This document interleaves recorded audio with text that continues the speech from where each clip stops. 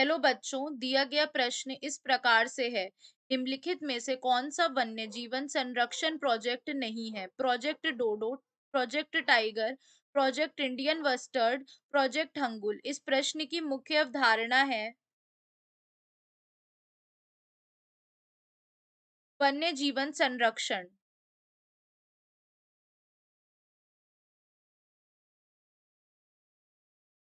अगर हम बात करते हैं वन्य जीवन संरक्षण की, तो इसका मतलब होता है वन में रहने वाले जीवों का संरक्षण करना। इसे हम क्या कहते हैं? वन्य जीवन संरक्षण कहते हैं। ठीक है, तो अब पहला इसमें कह रहा है प्रोजेक्ट डोडो।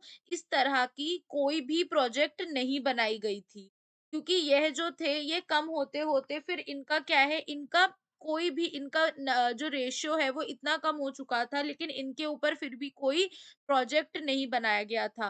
प्रोजेक्ट की अगर हम बात करते हैं तो बाघ के ऊपर,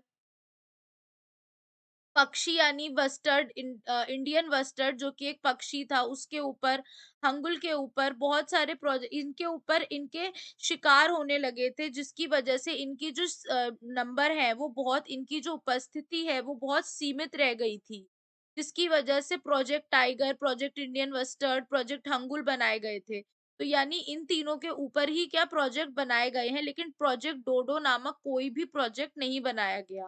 तो सही उत्तर क्या हो जाएगा हमारा? विकल्प ए। आशा करती हूँ आपको समझ में आया होगा। धन्यवाद।